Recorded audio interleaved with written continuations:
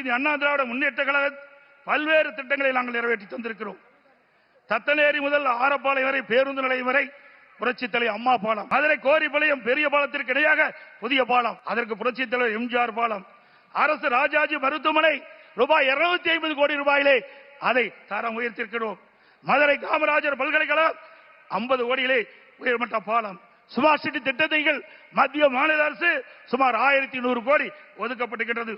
மதுரை மக்கள் நீண்ட காலமாக பாதுகாக்கப்பட்டது குடிநீர் வழங்க வேண்டும் என்று கோரிக்கை வைத்தார்கள். அந்த கோரிக்கையை ஏற்று அனைத்து இந்திய அண்ணா திராவிட முன்னேற்ற கழக அரசு இருக்கின்ற பொழுது சுமார் 1296 கோடி நிதி ஒதுக்கீடு செய்யப்பட்டு இன்றைக்கு லோயர் கேம்ப் அங்கே இருந்து குழாய் மூலமாக தண்ணீரை கொண்டு வந்து நம்முடைய மதுரை மாநகர மக்களுக்கு தங்குதடை இல்லாமல் நீரை வழங்குவதற்கு அடிக்கல் நாட்டப்பட்டு அந்த திட்டத்தை துவக்கி வைத்த அரசாங்கம் அதிமுக அரசாங்கம். மதுரை மாநகருடைய போக்குவரத்தை குறைப்பதற்காக சுமார் 27 கிலோமீட்டர் சுற்றுச்சாலை அமைத்து கொடுத்ததும் அதிமுக அரசாங்கம். முடக்கு சாலை பறக்க பாலம் 50 கோடி, அதே போல கோவை கொடிசியா அங்கே இருக்கின்ற, அதே போல மதுரையிலே சிட்டி சென்டர் மிகப்பெரிய அரங்கம் அமைக்கப்பட்டிருக்கின்றது. வைகை ஆற்றின் குறுக்கே உயர்மட்ட பாலம், வைகை ஆற்றின் இருகரையில் ஒட்டி சாலைகள், காலவாசல் உயர்மட்ட பாலம், பாண்டி கோயில் அருகே உயர்மட்ட பாலம், மதுரை நத்தம் சாலையிலே 7 கிலோமீட்டர் நீளத்திற்கு பறக்கும் பாலம் மத்திய அரசின் துணையோடு இன்றைக்கு 40 ஆண்டு கால கனவு உசிலம்பட்டியிலே 58 கால்வாய் திட்டத்தை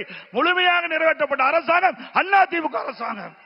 வைகை குண்டாறு திட்டம் ஏற்கனவே பாட்டாளி மக்கள் கட்சியுடைய மரியாதைக்குரிய முன்னாள் மத்திய அமைச்சர் திரு அன்புமணி ராமதாஸ் குறிப்பிட்டதை போல காவிரி குண்டாறு திட்டத்தை நாங்கள் துவக்கி வைத்தோம். அதையும் உடைக்கிய அரசாங்கம் திமுக அரசாங்கம். அதே போல வண்டியூர் கண்மாய் சீரமைக்க நிதி ஒதுக்கியது, அதை ஸ்டாலின் ஸ்டிக்கர் ஒட்டி திறந்து வைத்திருக்கின்றார். மதுரை மாநகர பகுதியில் 4 தடுப்பணைகள் கட்டப்பட்டன. மதுரை விமான நிலையம் விரிவாக்கம் செய்வதற்காக அனைத்து இந்திய அண்ணா திராவிட முன்னேற்ற கழக அரசு கேட்டபோது அதற்கு முயற்சி எடுத்தோம். மத்திய அரசிலே நாங்கள் பல முறை வேண்டுகோள் விட்டதின் அடிப்படையிலே அந்த சாலையிலே அண்டர் பாஸ் அமைத்து கொடுக்க வேண்டும் என்று கேட்டார்கள். அதுக்கு அனுமதி கொடுத்தோம். அந்த திட்டத்தையும் முடக்கிய அரசாங்கம் திமுக அரசாங்கம். அதே போல தூத்துக்குடி விமான நிலையம் விரிவாக்கம் செய்யப்பட்டிருக்கிறது.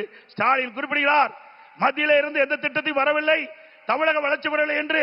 அங்கே தூத்துக்குடியிலே அதிமுக அரசு இருக்கின்ற பொழுது அதற்கு தேவையான நிலத்தை ஒதுக்கீடு செஞ்சு மத்திய அரசு பிரம்மாண்டமான விமான நிலையத்தை இன்றைக்கு கட்டி மாண்புமிகு பிரதமர் அவர்கள் அதை திறந்து வைத்திருக்கின்றார்.